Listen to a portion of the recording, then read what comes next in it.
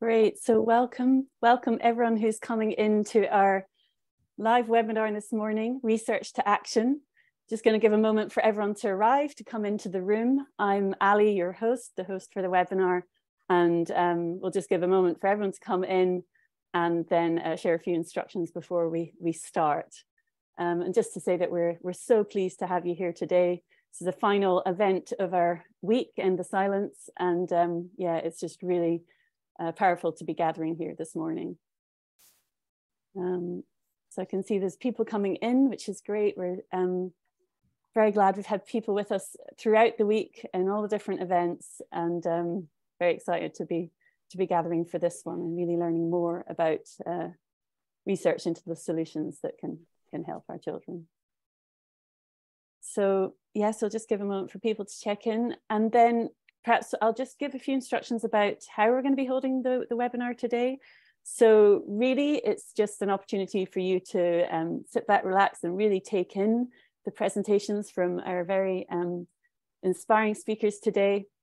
And if you would like to put questions in the chat, we would really welcome that. And we're going to have a panel at the end, and we'll also have the opportunity to put forward some of your questions to our speakers. So you'll see the chat there. If you want, you can notice that you can send the chat to everyone if you'd like everyone to see it, or you can just send it directly to myself and all of our contributors, which is hosts and panelists.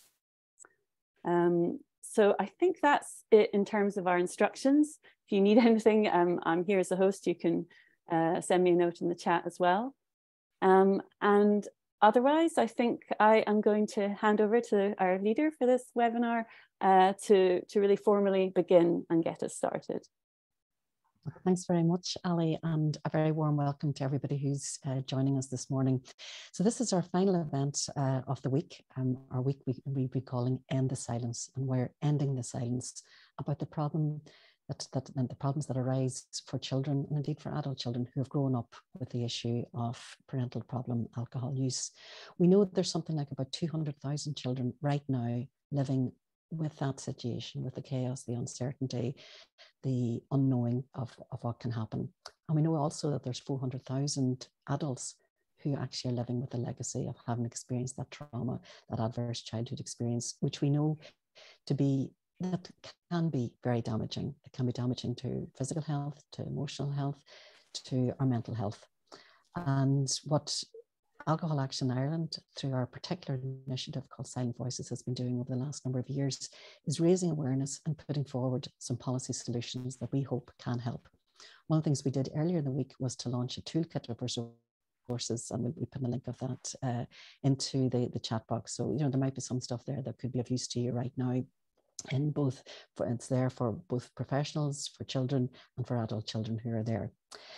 So anyway, we're very pleased, though, to be welcoming a number of really, really wonderful speakers who will be talking a bit both from the theoretical aspects, the research, what we know about this issue, and then moving on to the practical things. What can we learn from the research? How can we actually put good practice into practice as well? And our first speaker today is Dr. Owen Scott from Dublin City University. Now, Owen, his background in psychology and a very particular interest in treatment services for people with addiction. But from that, actually, he developed his own interest in the wider picture of where families lie in the sense of addiction, and how addiction, I suppose, becomes that central part of family life. So Owen, I'm just going to hand over to you, and I want to just hear about your recent research that you've been carrying out in investigating the meaning and experience of the quality of life for individuals with problem alcohol use and the adult family members of individuals with problem alcohol use. Thanks very much. Thanks a million. Yeah, thanks for asking us to be part of this great program.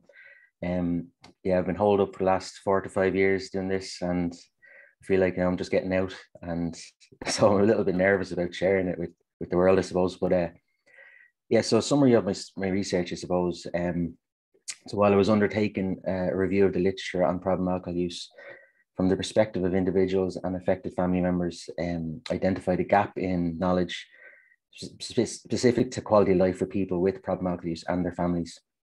So initially, I started my study as a funded project involving the evaluation of a community alcohol treatment program with a voluntary sector partner. And within this, I examined measurements for evaluations, and I focused on quality life as an understudied construct. So then the program I was supposed to evaluate actually ended up never happening. So the evaluation side of things got shelved, but I was able to continue on my study around quality life. So it became an investigation into the meaning and experience of quality life for individuals with problem alcohol use and the affected family members of individuals with problem alcohol use. So I conducted 2 phases of qualitative research using interviews with 15 people with problem alcohol use and 10 affected family members. I analysed the data using thematic analysis, and I identified 5 themes from phase 1 and 5 themes from phase 2. These covered the meaning and experience of quality life across psychological, social, functional, environmental, and physical domains, as well as intersectional areas like trauma, burden, and coping strategies used to live with these. So I examined these themes across both sets of findings, and the key new knowledge generated included that there are specific and different meanings and experiences of quality life for people with problem alcohol use and affected family members. Overall, there are many negative impacts on quality life, but there is also a complex and paradoxical role that alcohol plays for people with problem alcohol use in relation to their quality life and recovery, and also the families as well. There was the negative impact on childhood, which was not specifically a focus of this study, but which came up a lot and ended up becoming a really, really big part of the study, even though initially I hadn't focused on that. And then another thing that came up was the lack of support for family members affected by problem alcohol use, and then the experience of trauma and association with problem alcohol use and quality of life. So then I identified policy and practical implications and recommendations. My dissemination plan includes a focus on development of a framework integrating both sets of findings, a paper on childhood impacts, a focus on family members, and finally a paper on the paradoxical role that alcohol plays for individuals' quality of life. And then future research should include the development of a scale for family members, a quality life scale for family members, and further research into children's experience of family problem alcohol use. So in the literature review, in terms of my literature review and previous research in this area, some of the conclusions I came to were that quality life is an important but less understood variable in the area of problem alcohol use, its impact on the family and treatment. The quality life is complex, and there are difficulties in defining or measuring it, and there is a lack of consensus on how many domains should be included within the definition. That general quality life scales may not suit individuals with problem alcohol use or affected family members, as they may be omitting important elements of quality of life specific to those with problem alcohol use or the affected family members. So an example of this might be trauma or intergenerational trauma that mightn't be caught by the other general quality life scales. It also came through the literature seeing that there's a scarcity of qualitative research for individuals with problem alcohol use, and especially for affected family members. And quality life research often focuses on quantitative measures and treatment outcomes rather than individual experiences. Also found that affected family members are very much under research in relation to quality life, and that there's no quality life measures that are specific to affected families. And despite the negative impact problem alcohol use has on the quality of life of the individual and the family, it is often not addressed as an essential part of treatment. So these became the rationale for the study, and then the aims and objectives were based on the idea that if quality life was developed as a significant patient reported outcome measure in treatment and standardized methods for its measurement were developed further, it could help tailor treatment for the individual and their affected family members. And that we shouldn't assume that definitions of quality of life in other areas of health-related research might be the same for research that investigates the quality of life of those with problem alcohol use and their families. And that a more in-depth understanding of quality of life for both groups could enhance working definitions of quality of life to help evaluate or tailor treatment programs or create effective new treatment programs and objectives. So then the objectives of the study were to understand what quality of life means to individuals with problem alcohol use living in Ireland, to explore how individuals with problem alcohol use living in Ireland experience quality of life in their daily lives, to understand what quality of life means to the affected family members of individuals with problem alcohol use living in Ireland, and finally to explore how the affected family members of individuals with problem alcohol use living in Ireland experience quality of life in their daily lives. So in terms of the methods, as I mentioned, there was a qualitative study through interviews to try and get rich and more in-depth data to produce descriptions and explanations of quality of life, and to give voice to those who usually may not have the opportunity to tell their story or give their point of view. So phase 1 had 15 individuals with problem alcohol use. Phase 2 had 10 affected family members, and the data was analysed using thematic analysis. So the findings, as it was a 2-phase study, I'll just briefly talk about the findings from the first phase, which was individuals with problem alcohol use, and then I'll go into the phase 2, which is the family. So findings in phase 1, the biggest theme that came out of it was mental health and emotional well-being. And within this was the adverse effects of alcohol use on an individual's mental health and emotional well-being. But then on the flip side, there was also the sub-theme of drinking alcohol to improve an individual's mental health and emotional well-being. Then there was the consequences of recovery from alcohol use for mental health and emotional well-being. And this again had positive and negative sides to the sub-theme. And then there was goals and desires for mental health and emotional well-being. Then the next big theme that came through was social connectedness. And so alcohol, the first sub-theme was negative impact of problem alcohol use on relationships. But then again, which kind of shows the complication of alcohol use, there was also the sub-theme of drinking alcohol to connect with others or to alleviate social disconnection. So to alleviate loneliness, things like that, people were drinking. Then again, consequences of recovery or sobriety for social connectedness. Again, there's 2 sides to this. There was positive implications and negative implications to recovery for people's social relationships, connectedness and relationships. Then the next theme was socioeconomic factors. People had a lot of goals and desires for their socioeconomic factors. There was the negative outcomes of problem alcohol use on their social economic factors, and there was benefits of recovery for their socioeconomic factors.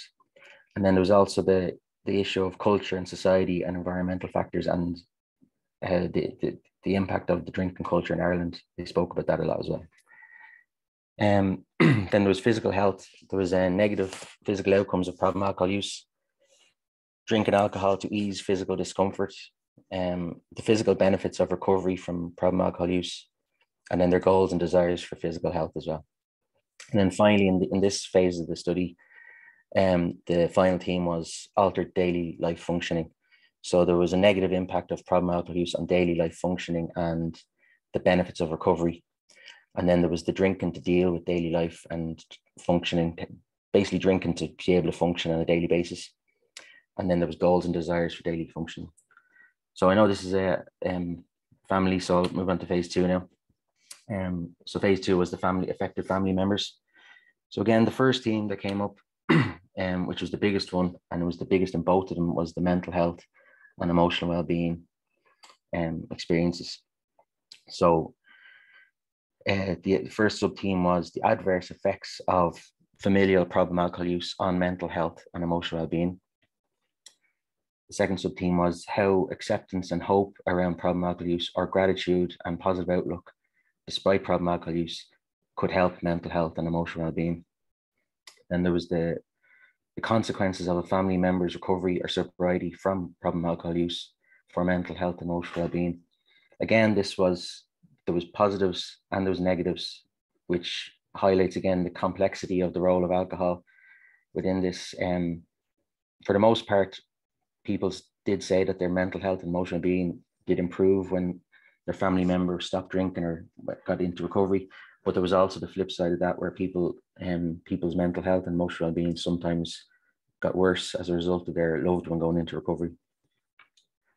Then the second large theme that was in this phase of the study was the importance of social connectedness and support. So a big one was the perceived lack of support from family, friends, or the community. People felt like there wasn't that support there for them that they needed. There was the negative effects of problem alcohol use, familial problem alcohol use, on relationships and social connections. And then there was the consequences of family members' recovery or sobriety from problem alcohol use on relationships and social connections. And again, highlighting the complex, there was both positives and negatives to this as well. So sometimes when the person gave up drinking or got into recovery, the relationships actually didn't improve. Sometimes they deteriorated as well. So just shows again the complexities there. And then the other sub-theme in that then was the positive aspects of relationships and social connections in relation to problem alcohol use. So I suppose this brought in things like resilience and just, trying to stay positive within the problems, I suppose, of alcohol. So then the next theme was then difficulties functioning in daily life. Oh, I should actually point out as well that within this phase, there was sort of three prongs to it. There was people spoke about their current adult life, but then people also spoke about their childhoods a lot. As I said, that wasn't initially supposed to come up, but that came up a lot, childhood. And then they also spoke about the impact of their childhood on their adult life. So there was those three elements to all these themes, and they ran through the whole lot of the themes. So the third theme was difficulties functioning in daily life. So difficulties with general day-to-day functioning, difficulties living normal everyday life due to hostile atmosphere or tensions in the home, difficulties functioning financially, difficulties functioning as a family unit, and difficulties with physical functioning, including sleep, and then dealing with legal troubles as well. Then there was a theme called the burden of role and responsibility. This was for adults and children, but it was very much more heavily weighed towards children. So yeah, they spoke about this burden of role and responsibility in childhood a lot. So there was the burden of role and responsibility in adulthood due to problem alcohol use in adulthood. Then there was reflecting on the burden of role and responsibility in childhood due to problem alcohol use. And then there was the long-term negative effects of the burden of role and responsibility in childhood on adulthood. And then finally, the final theme, which was only really within childhood, which was the issue around self and identity issues arising in childhood due to familial problem alcohol use. So people spoke about like a false or lost or stolen identity, or a false or lost or stolen childhood. They spoke about not understanding themselves in childhood, and they also spoke about hiding or making themselves invisible in childhood. So they were all the themes that came out of it.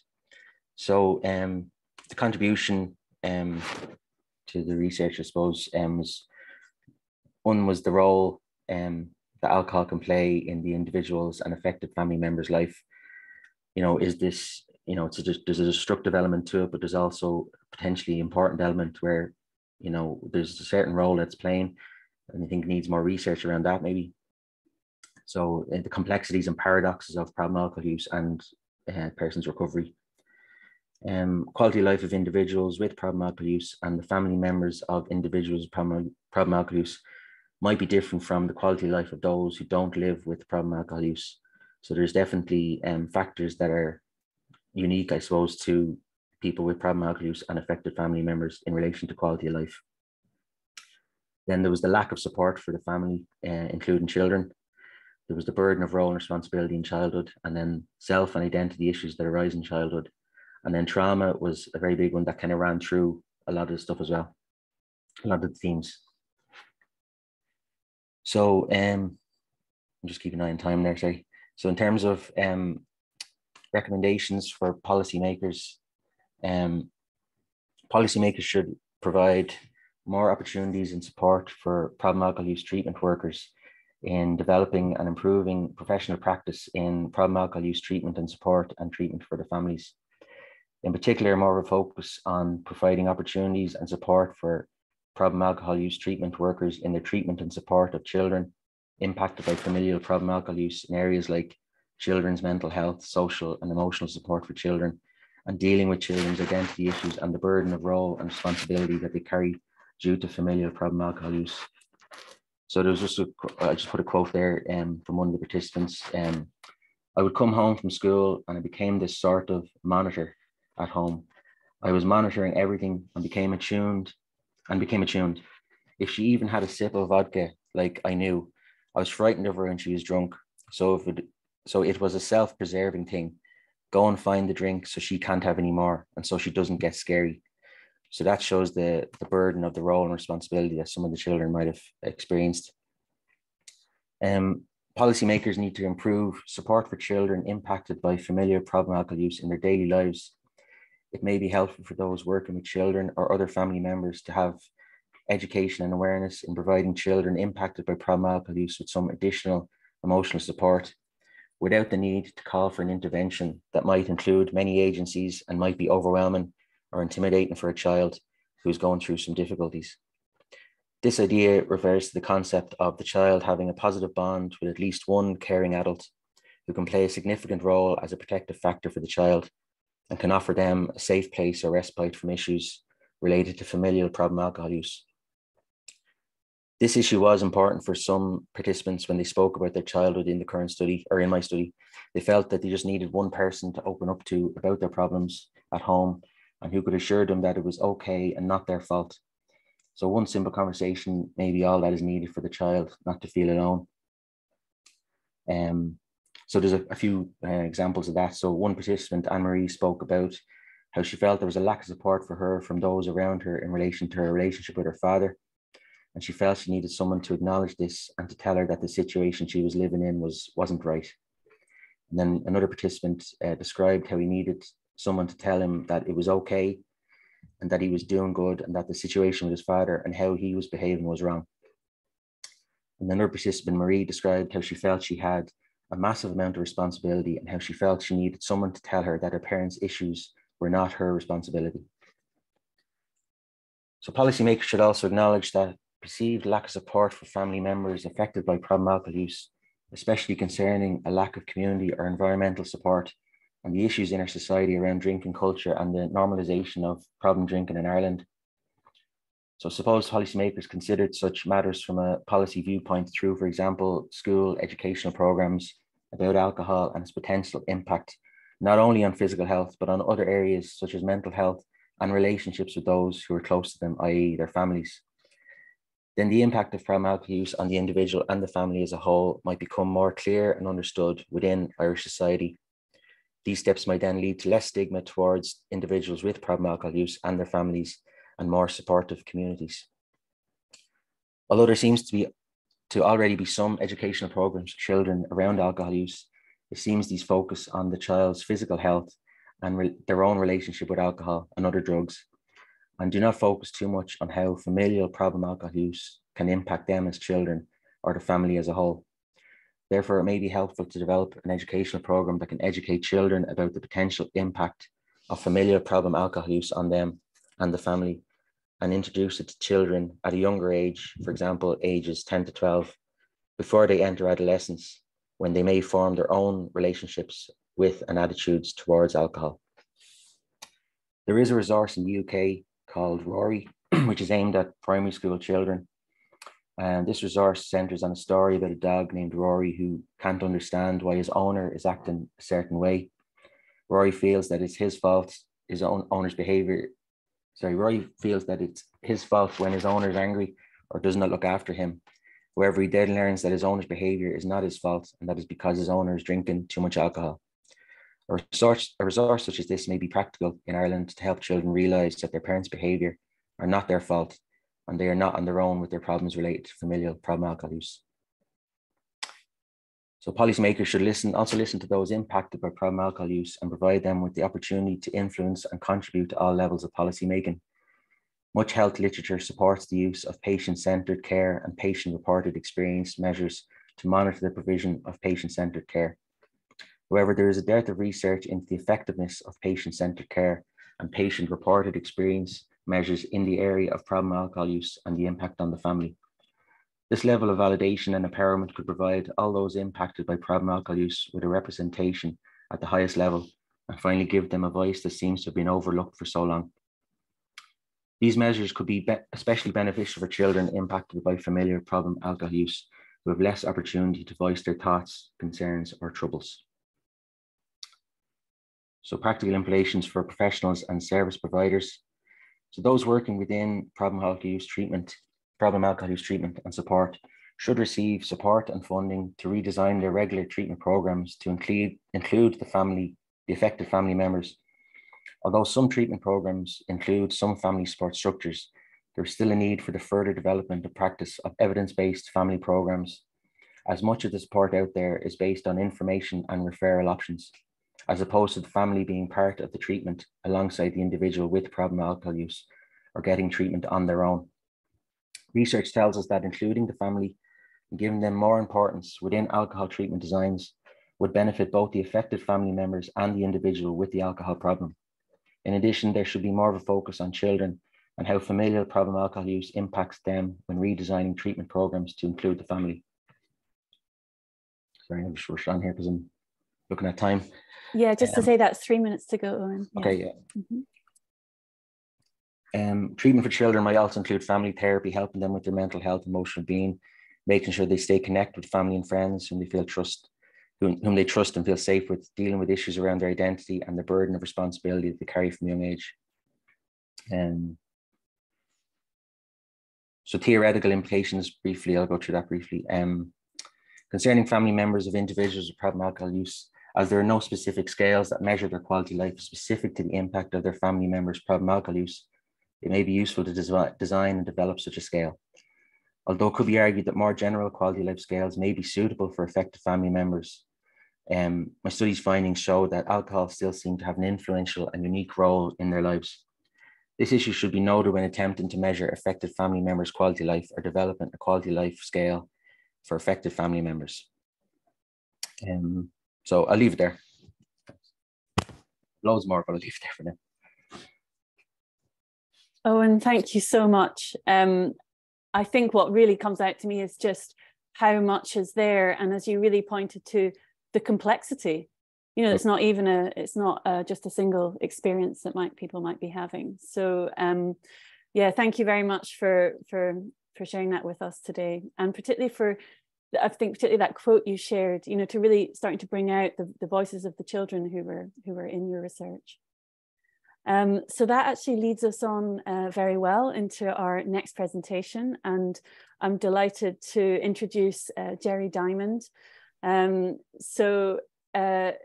Jerry, I know it's been great to just meet you right now. You're joining us here. You're from Clydebank High School in Scotland, a country close to my heart, and you're really looking forward to hearing about your work, which is a very inspiring kind of development of a developmentally aware, trauma-informed and trauma-responsive approach to young people's behaviours using mindfulness. And this has really been seen as kind of groundbreaking work. I know this, I was seeing online that it's really being celebrated, shared in all sorts of different places. And it's I guess it's a way of challenging the sort of standard perceptions of why children behave the way they do, and brings in something that really has a potential to help them and their teachers and the parents to thrive and flourish, particularly in really adverse situations. So Jerry, we'd just love you to tell us more about this work. Thanks. Well, I'm very slide orientated, so I'm going to go through a slideshow. Part of my job is mindfulness, but also I'm a teacher of nurture and also a CBT practitioner. A lot of my work is involved around trauma-informed, trauma-responsive practices. Been a lot of trauma-informed courses, trauma-responsive courses, and just understanding the biological content of why these young people behave regarding their adversity. So I'm going to kind of get through a slideshow, and I've only got 20 minutes here, so I'm going to just put a slide up show here. Okay, I'm just going to change it to the view. You'll all see it a bit better.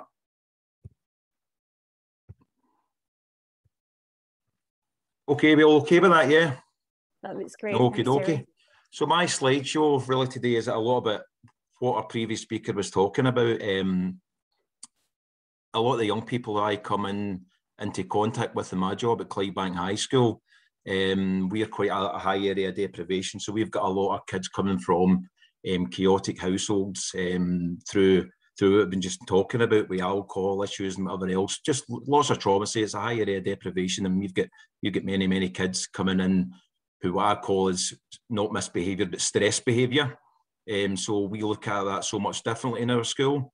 We don't look at it as misbehaviour. It's stress behaviour. It's young people coming into our school environments with overactive stress responses, and I would say running off the lower parts of the brain regarding what has happened to them and not what's wrong with them. So just quickly, I'm going to start with this presentation because I say I've only got 20 minutes to get through this, and I'll try my best to get through most slides, but I will skip a couple, but I'm going to try and stick to the most kind of important issues for this audience. So navigating the school environment with ACEs and trauma, and I'm going to start with a quote from Gabor Mate. I was actually privileged to be in the audience to watch Gabor Mate in Glasgow, and I follow a lot of his work. I've actually just got his new book as well, The Myth of Being Normal. So trauma is not what happens to you. Trauma is what happens inside you as a result of what happens to you. And one of his other quotes he talks about was when we're talking about alcohol issues and drug and alcohol, which is generally both come together quite a bit of the time. And it's not why the addiction, but why the pain. And a lot of these young people, and especially the caregivers as well, they're in a lot of pain. So they're looking for ways to manage that pain. And generally that's through what I call unhealthy coping mechanisms. But again, that seems healthy to them because it gives them short-term gratification, as I would say. But we also know with addictions, there's long-term consequences. So hopefully today, this presentation will give you a bit more of an insight into how extreme prolonged patterns of stress impacts the developing brain, the developing body. So what are adverse childhood experiences? We have a list here, and we were talking about some of them earlier. Adverse childhood experiences, to me, they're stressful experiences that occur in childhood. And I heard our just previous speaker here about relationships. Adverse childhood experiences without a buffer, and I call that without a regulatory force. Adverse childhood experience can cause a whole cascade of issues to the developing brain and the developing body. And I do a lot of work on that, recognising that it's coming in with a more brain-aware perspective and seeing and not where the young people should be, but it's where they are now.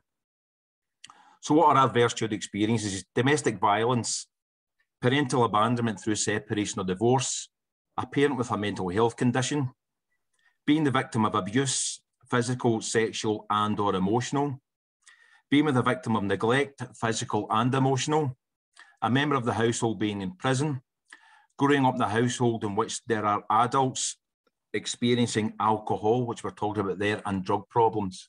So this again causes a whole cascade of issues to a young person. But what I'm actually going to say here, this is not about blaming and shaming parents. We also, sorry, I'm going to go on to my next slide. Back one, sorry. We also need to get it right for the caregivers. We need to get it right for the caregivers in these young people's lives. Many of these caregivers might be unconsciously passing on their own trauma, and you generally get that. It's called intergenerational trauma. So a lot of these parents, again, unwittingly and unconsciously, are passing on their own trauma onto the young people, and they might feel it's normal. And we see these young people's behaviours in school, and what we're getting just the behaviours that are coming from an environment which is chaos. So what can we do? We're in search for understanding and not in search for blame. Trauma doesn't exist in a vacuum, and we need to think of how we create healing families and communities. And there's this great quote here that says, when you plant a lettuce, if it does not grow well, you don't blame the lettuce. So what does a lettuce need to grow, or what does a plant need to grow, or whatever? It needs warmth, it needs sunshine, it needs rain, it needs good soil. So what does a young person need to grow well in an environment at home. It needs care, it needs nurture, it needs all these sorts of different things. And unfortunately, a lot of young people don't experience that. And again, it's not any fault of the parents. A lot of it, they're just unconsciously passing on their own trauma. So we need to fan the flames out somewhere. And that's part of my job. We're working with young people in secondary school. And the parents also. So we've got to look for trigger warnings. And again, a lot of these trigger warnings are happening with the young people that you maybe come across. And again, it's sort of about this quote, it's not what's wrong with you, but what has happened to you. And I always call that a trauma-informed. That's looking at behaviour through a trauma-informed lens. It's not just saying these young people are bad or they're misbehaving. It's they're experiencing stress behaviour. So again, it's not what's wrong with you, but what's happened to you. And to me, that's looking at behaviour through a trauma-informed, responsive, aware and sensitive lens. Simply ask ourselves and each other, what is going on? So I always talk about curiosity, about being curious about the behaviour. Looking beneath the behaviour and say, what's going on in this young person's life? Why is it going on? What has happened today? What has happened in their history of adversity? And you'll find that's probably the biggest part, is their history of adversity. What could be our role in it? And I always talk about buffering, but we're talking a bit about it there in the previous slides. A lot of these young people have not had connectedness during their life, and connectedness is one of the biggest adversities there. It's one of the biggest adversities about is lack of connectedness. So we're going to look at buffering, we're going to look at relationships, and we'll look at recovery. So how can I provide relational wealth and provide a refuge? That's what I call it, for a refuge, an oasis of sanity, which can open up conversations about how they feel. And we've got plenty of these places in our high school regarding our nurture room. We talk a lot about self-regulation in our school. I'm just going to flick by these slides here. I'm going to go to toxic stress, because we need to have places in our school where these people feel regulated enough to and that, I'm going to talk about that in the next few slides, about how we can get them actually regulated to communicate in the best way they possibly can. So we talk a lot about toxic stress, and I'm going to go spend a couple of minutes on this slide. So toxic stress is the prolonged activation of the stress response systems in the absence of a protective relationship, we would just say a buffer. Examples: physical and emotional abuse, chronic neglect, exposure to violence, and extreme neglect. So how does the body respond? These young people end up with an overactive stress response. Their adults have got overactive stress responses. And what I always say, it's like stepping in front of a truck. So just on this kind of topic, if you're going to get right back into utero, there's explosive growth in utero in the first 9 months, and they're connecting neurons and networks, and all of these things are going on where the baby's developing in utero.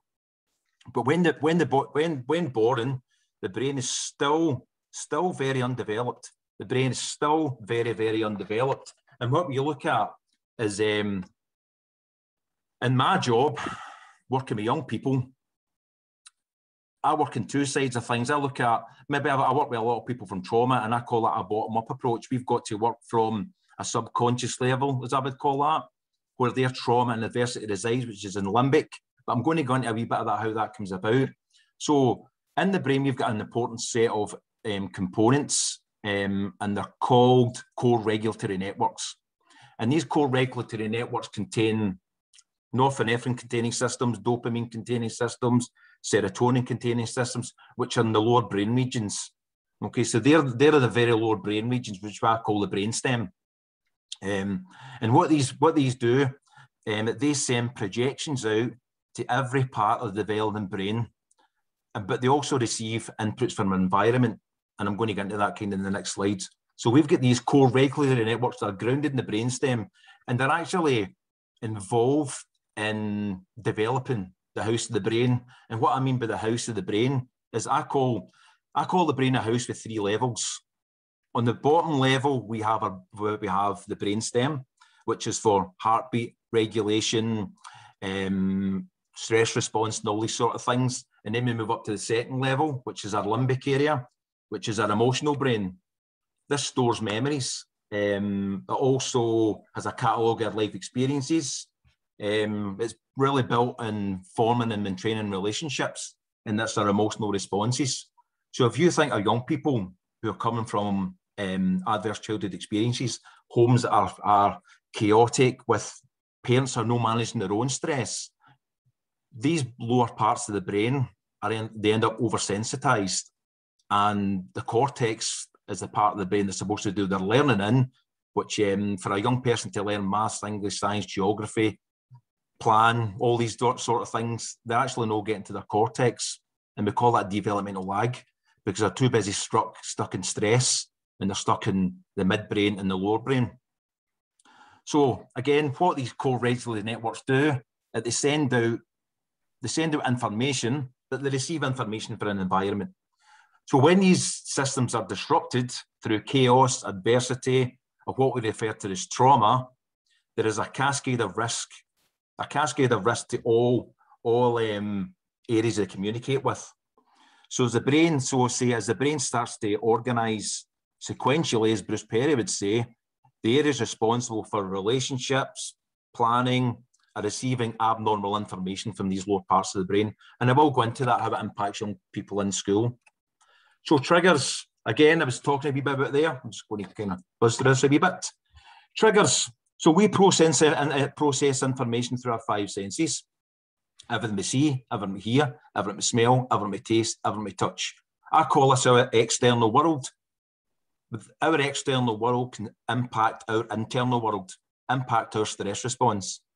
And you end up with a young person with hypervigilance. It might show up as ADHD. It might show up as many things. But if we look at our history of adversity, then we'll probably get to the root causes. But there also could be no perceived threat in their safety or stability. So again, as I was talking about during that last slide, these lower systems, the stress response, have become problematic. They became problematic through chaos, adversity, and they're oversensitized. The higher part of the brain that's supposed to do all our learning, they're undersensitized, and they're not getting to the part of their learning brain, and the lower parts are oversensitized. They're so hypervigilant and hyperarousal. So sometimes danger shows up as bad behaviour. So you might see behaviour and you think that's showing up as bad behaviour. I always say to staff, don't take it personally. It's not about you. Say we all get triggered by stored memories. And if you think about these young people are only expressing how they're feeling, and they're only showing it in the way they know how. They don't know any other way. They've had to survive. So what is actually happening? I'm just going to give you this quick slide. So as again I was talking about earlier, the brain organises in a sequential way, and it processes information sequentially.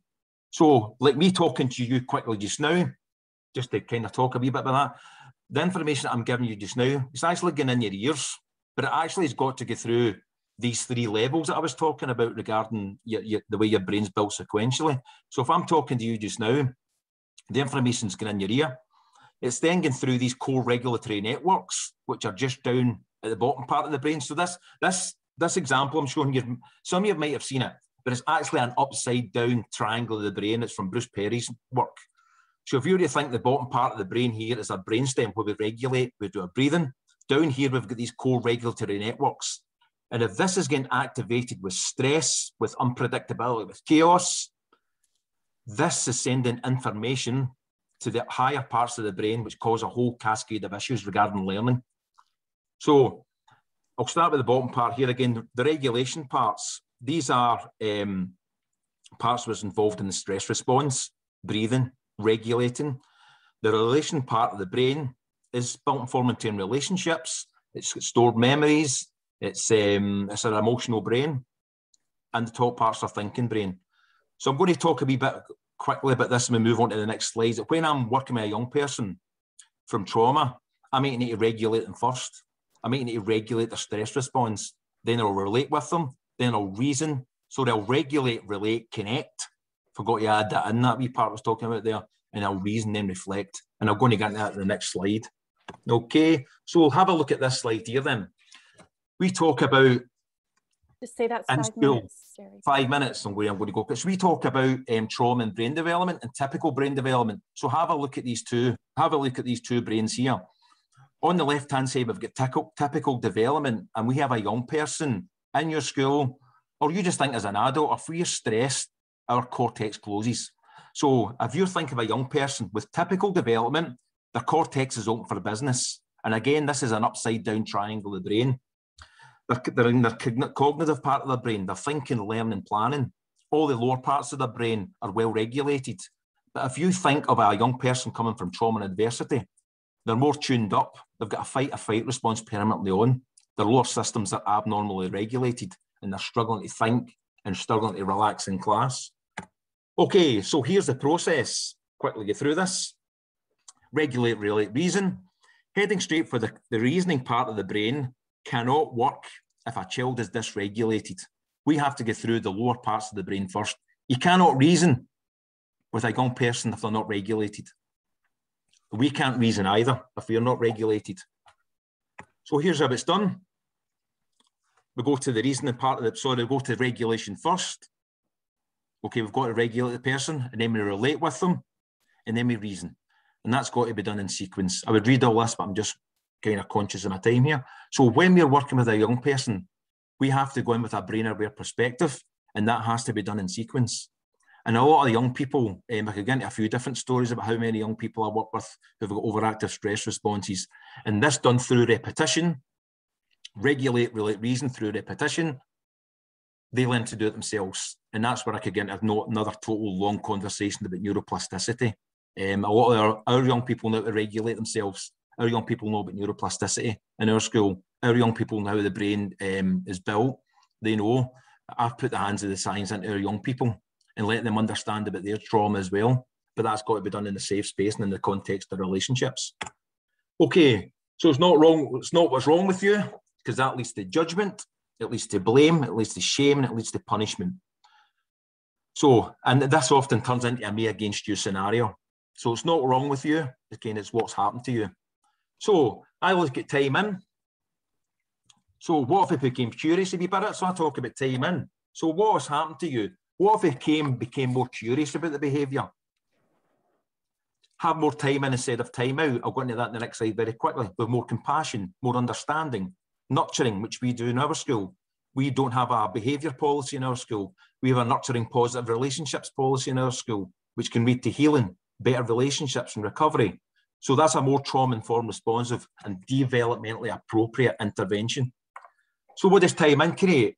Creates a me with you scenario instead of me against you. It teaches children that feelings are okay. It teaches children they can get support when they're having a difficult time. And I'll always talk about creating safe spaces and creating a refuge of oasis of sanity, a safe place where these people can talk to you and talk about how they feel. Constant co-regulating with the child. This increases their regulation skills, again through repetition, neuroplasticity, strengthening the relationships between the child and the adult. Time out. This teaches children that isolation is the best way to manage their feelings, creates a disconnect in the relationships between the child and the adult. It can prolong and upset the child's stress because they're only suppressing how they feel, and it hinders their regulation. And again, that might lead on to unhealthy cope mechanisms. So very quickly, a couple of slides to go. Here I'm kind of going to base it on here. Trauma informed is realising the impact of trauma and understanding the potential paths to recovery. Also, I would also help to understand how the motor brain is organised, recognise the signs and symptoms of trauma. Let's look at the causes and conditions of their behaviour by starting to look at the history of adversity.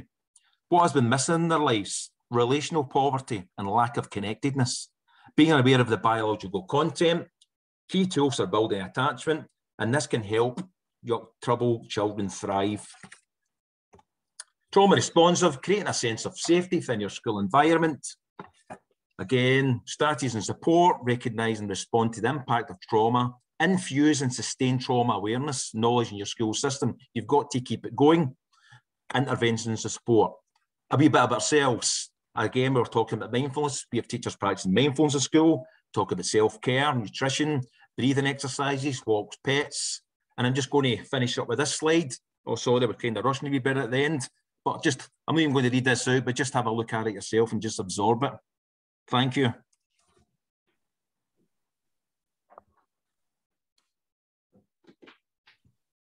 Thank you. Stop share. A beautiful note to end on. And yeah, really just thank you for kind of telling us the story of how you're really being with the children in your school and kind of creating a model for us for what we could be doing as well. I know there's lots of good work going on, but really you're leading the way on that. So thank you so much. And this actually leads on very well to our next speaker. And I am delighted to introduce Dr. Katrina O'Toole. And lovely to see you again, Katrina.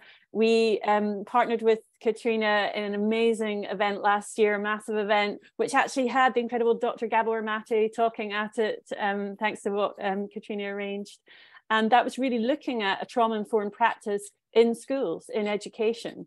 So following on from everything that Jerry shared, it's just fantastic to have you here, Katrina, and to kind of, I think actually what you're sharing about is something that really came out of our big partnership event we did last time, which was to have a website where there could really be resources, you know, held together in one place, and also offering a framework for what, you know, trauma-informed education looks like. So anyway, I'll hand over to you, Katrina, and just share with us what's happening on that. Thanks so much, Ali. Lovely to see you too, and Sheila and Jen as well. So, and thanks for inviting me on here. So what I want to do is really launch this new website, as Ali has indicated. This project came about, I suppose, the idea for the website and launching this trauma-informed education piece. It really came about as part of the work that we were doing last year in collaboration with Alcohol Action Ireland. I got some funding from the Irish Research Council, and we really wanted to raise awareness of trauma-informed approaches in education, the need for them, as Jerry has just highlighted, the need, the prevalence, we know the statistics around the prevalence and the wide-ranging impacts of trauma. And so we wanted to respond to that within the Irish educational context. And so I would have had a lot of, you know, school leaders, teachers, guidance counselors asking me, well, where do we go in Ireland for resources and for kind of updates? And so I felt there was a real need to kind of create a bit of a hub, a go-to place. So that was the idea around developing the website. So what we've just gone live, like literally this morning, with the website, and maybe Jen is there, so maybe she can pop the domain name into the chat. But what I'll do is I'll share my screen, if that's okay. And I'm just going to take a few moments just to show you, hopefully. And I'm not working on the device that I'm usually working on, so bear with me a moment. This is what it looks like. Can you see my screen, first of all? Yeah, we can. And Excellent. You could put your browser onto full screen if you like. I will indeed. Yeah, okay. So this is what it looks like at the moment. And it's got our, you know, our nice, which I could talk more about, the little banner here and logo. What it's about, I suppose, is our mission here is ultimately, and a very broad kind of high-level mission, is really to improve the health and well-being of school communities by advancing more compassionate, trauma-informed approaches within the education system. And so our approach here is really to support the kind of strengths-based, also socially just and relationship-oriented approaches that can be embedded and infused within school communities as a whole. So what we want to do with this, and this is our the initial thinking around it, is really respond to that need that, you know, has been identified, particularly within the Irish educational context. So, you know, lots of people looking for resources, wanting to become more informed. And so it is responding to that, to provide professionals with accessible, practical, and high quality resources that they can, you know, that they can access free of charge, and that they're there. So that's one of the important goals. But also as an academic, I'm really interested as well in innovative research and you know, prompting kind of excellence and interdisciplinary research within the educational context. So how do we do this? How do we advance it? How, you know, what are the next steps, and what's the future for trauma-informed approaches in education? So really interested in collaborating then with national and international researchers and organization to advance the kind of work that we do in socially just, relationship-oriented ways. So that's really our mission and our aims. we were looking at developing a framework for trauma-informed approaches. So up along our banner here, you know, we've got our framework projects, which will come later, and then we took, you know, access to different resources, and we've just have a little bit of, you know, about us as well. But I'll dip into the framework here, and this is very much, now my thing is, oh no, it's working. Okay, good. So this is very much in development still. I want to really go out kind of with, you know, I'd love to get a little bit of funding as well to do a more co-created piece so that we could develop a framework in participation with other organizations and people and groups with lived experience, advocates and so on.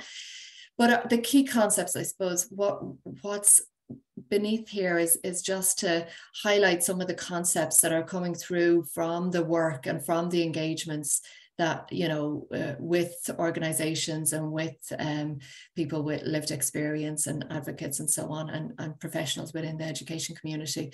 So these are kind of some of the themes that have come through. And obviously we're talking about trauma and adversity, and we're talking about and bringing in the principles and the values of trauma-informed practice. But really, we've highlighted here that compassion as a fundamental and being at the heart of our trauma-informed framework. And this is because I think it, you know, it responds to that idea that emotions are contagious, right? You know, and if teachers are stressed, students are stressed, and if students are coming with you know, with trauma backgrounds and histories, which we know they are, this can very much impact on the learning environment and the quality and the emotional atmosphere in the school, the emotional climate of the school. So it's really a way of connecting both with ourselves as professionals, as teachers, that kind of self-compassion piece, and just being able to regulate and being able to know respond, you know, regulate our own response initially, and be in touch with our own experience. So that was a really important part for us in order to be able to respond then in constructive ways to the experiences of students or children and young people and what they may be presenting. So compassion was a really important piece, but then obviously working in education, I think it's really important that we bring in a little bit of, you know, the educational landscape and theory around education as well, because the way I'd envisage education is that, you know, education is not just about academic success. It's not just about academic attainment or learning in the very narrow definition of the word, but it's also about you know, it's fundamentally, I suppose, a human relationship, isn't it? It's a relationship with ourselves, a relationship with other people, and a relationship with knowledge. So education, I think, in this respect, requires us to engage with our experience and with the social and physical world around us. And what we know about trauma, as you may have gleaned already, is that it can limit our capacity to engage with our experience, to be venturesome and curious about people, other people, and the world we live in. And this is why I'd suggest that trauma-informed practice is actually a precondition for education. It is that important in our education systems. So I want to kind of tease out, you know, the purposes and the values of education as well within this framework. But as I say, this is a starting place, and we do want to kind of get a lot of feedback on this and develop it further, and we will have a little graphic of our framework as well that will come. So under projects, I don't have anything there yet. They will come in time. We have I have a number of PhD students, master's students doing work in this area, really relevant and very innovative, and those will bring you those as they're coming up.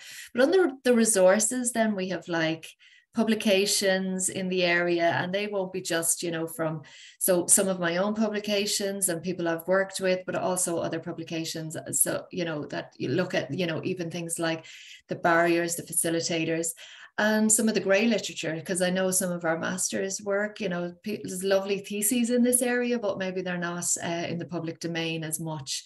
So we'll bring those to you as well.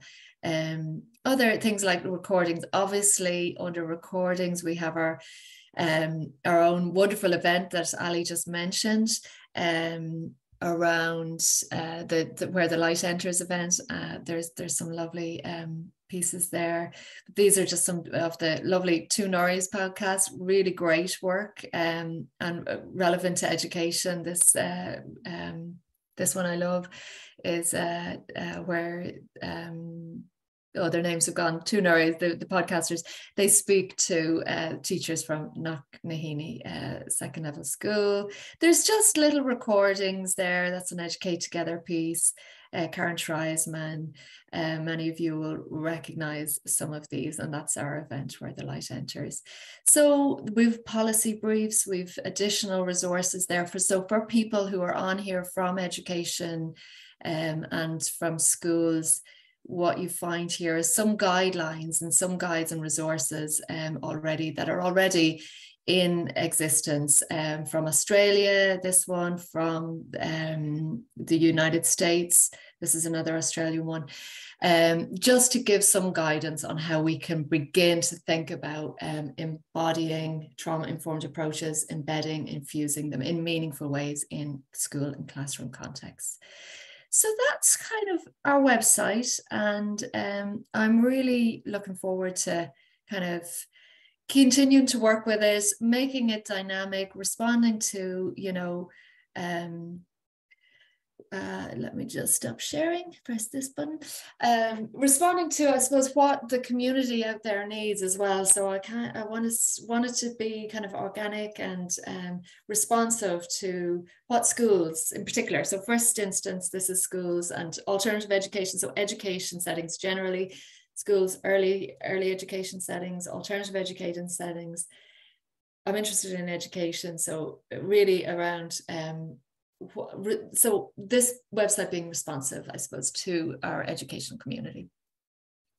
So thanks so much, and it's been great to thanks for the invitation to come on here. Katrina, thank you. That website is amazing. There's so much on there. And thanks also for sort of bringing out the themes like the compassion and relationship really being at the heart of this form of educational practice. So it's just amazing to see this go from a germ of an idea to such a whole body of work, and I can see it's got lots of space to develop further. So thank you very much for creating that, for doing it in partnership together, and for sharing it with us today. Great. So this gives us a chance to keep moving on, to learn more. And one of the parts of this event today is I'm really delighted that we have colleagues with us from TUSLA, the Child and Family Agency. So actually maybe just bring you up on screen now. We have Caroline Jordan and Anne Goodwin. I know you'll each be speaking at different turns, but just bringing you up for now. And just really so pleased, because I know that, within TUSLA, you're really at the coalface of working with children and families, and kind of see how alcohol use in the home really can tear families apart in the ways we've been hearing from the research and practices earlier. So I know that that's why you developed this joint initiative with the HSC in 2019, which is Hidden Harm, and we've been sharing about that in previous settings. So yeah, it would be great to hear from each of you. I think Carolyn, you're going to be beginning just how that strategy, how Hidden Harm is working on the ground. So over to you.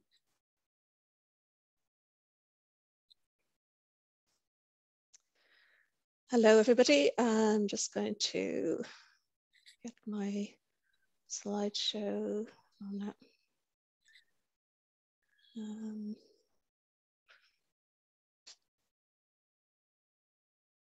Sorry, now I just can't get the slideshow up there. You could try the little, there's also a similar button at the bottom. Yes, This one here? Mm-hmm. Yeah. One. Oh, it's not working. Okay. Okay. Do you want to move through them like that? We can see. Okay, I think so. Yeah. I just can't actually get to the thing yet.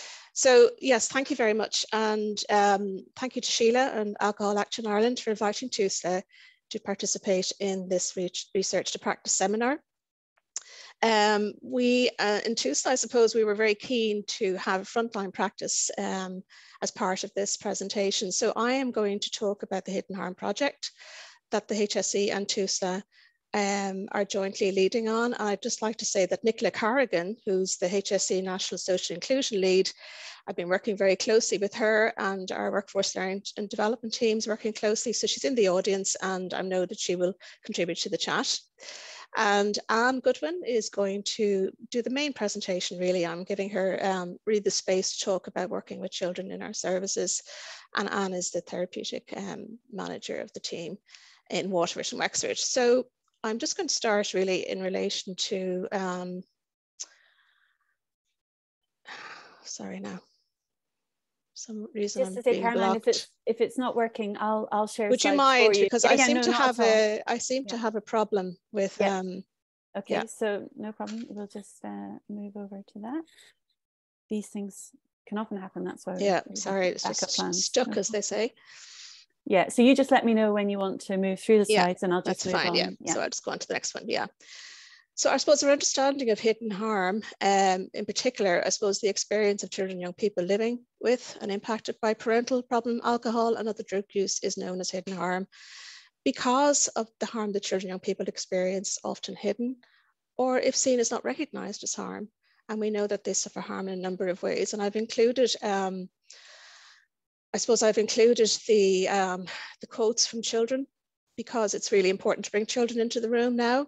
And so some of these quotes are from the work that's been done, I suppose, north and south of the border as well. I'll talk about that, but also what we know for practice. So just to talk through that, I was already at 9 years old, covering up, pretending that life inside our house was as pretty as the outside. Most times I'm worried about going home because I don't know what state my mum would be in. I'm ashamed, and sometimes people would make fun of me. I felt sad and angry. I used to cry at night in bed on my own because I didn't like what was happening. I found it hard to sleep at night. Family life was hard and lonely. And I suppose it's really to underpin the enduring stress and the unpredictable home environment, and really, I suppose, the damage to the parent-child relationship and the experience of childhood as an adverse experience. So Anne is really going to talk more about the impact on the development of children in our service. So you want to go on to the next slide, Ali, thank you. So information about the Hidden Harm Project and where we are at with that at the moment. So it's very much informed by a joint HSE TUSLA strategic statement and guide to practice 2019 launched actually by both ministers, Catherine Zappone, Minister for Children at the time, and Catherine Byrne, Minister responsibility for the alcohol and drugs strategy.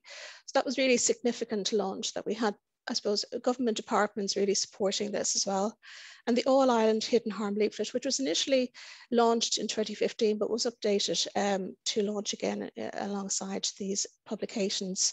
And the publication set out how the HSE and TUSLA intend to bridge the gap between adult and children's services in favour of a more family-focused approach that considers the needs of dependent children and other family members.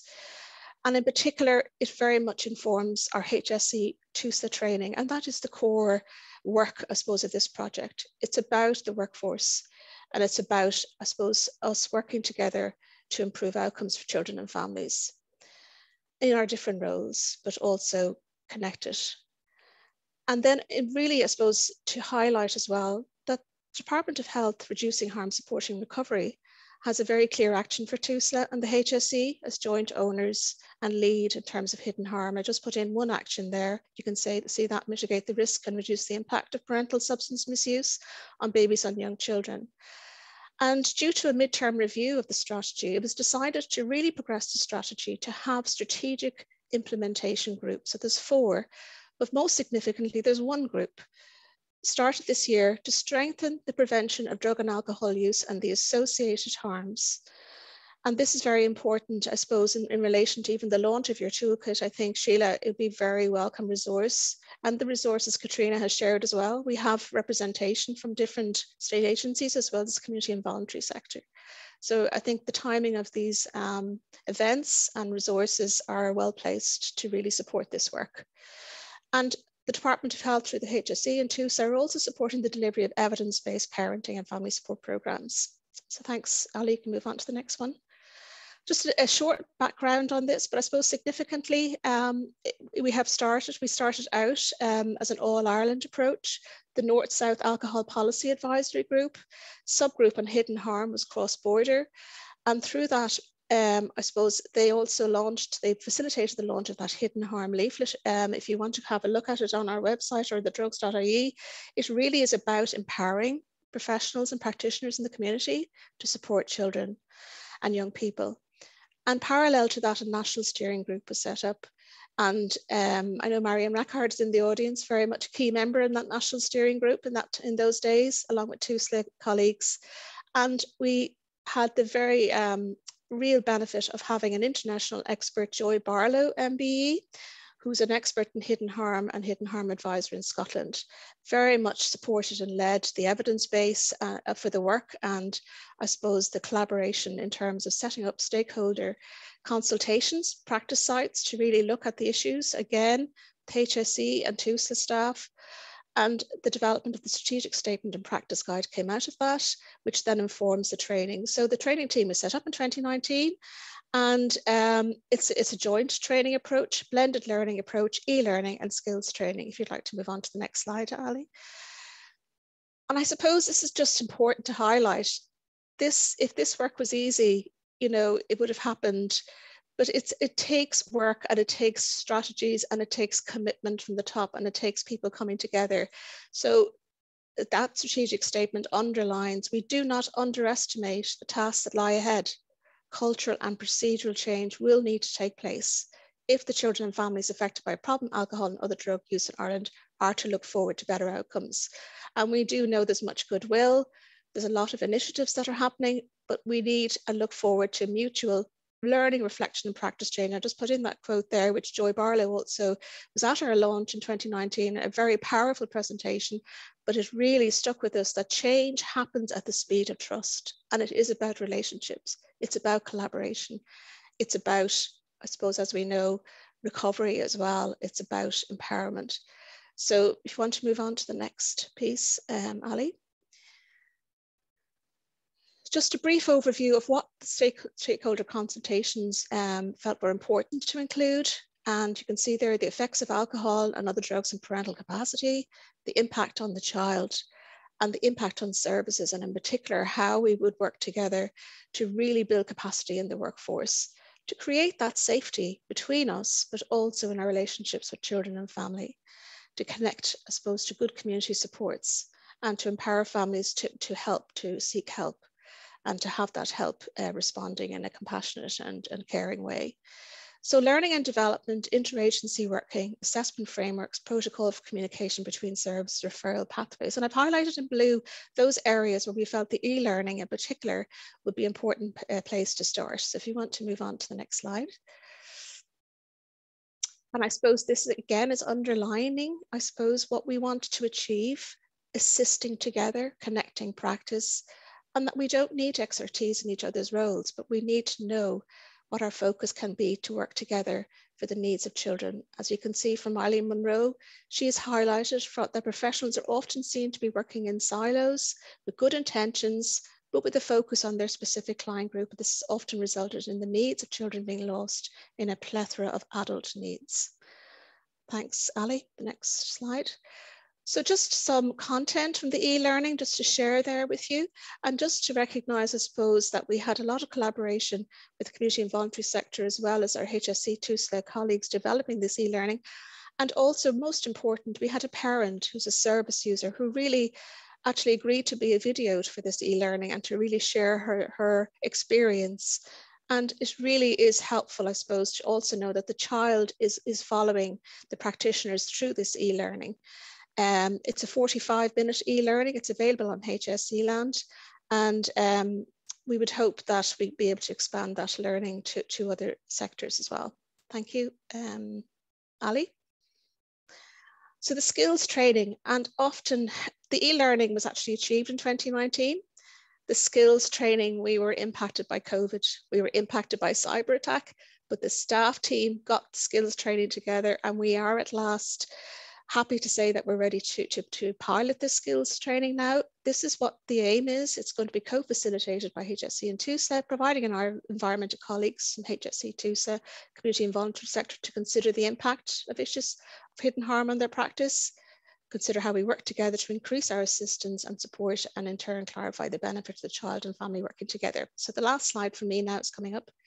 Next steps. So we're piloting the training in November. We would hope to have a final version with amendments, and then we have a training implementation plan, train the trainer, national training implementation to happen, and capacity building for next year. Thank you. I'm going to hand over to Anne. Okay. Hi, everybody.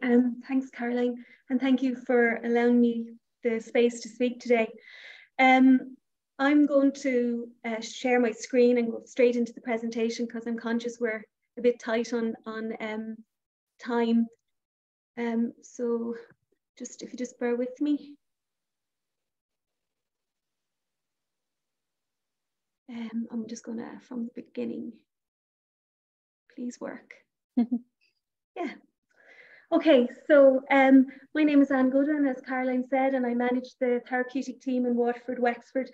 The team is going into its 6th year in existence. And I suppose I'm going to talk a bit more about our own team now in a few minutes. It's a really exciting time in TUSLA at the moment in terms of national developments for therapeutic services for children in care.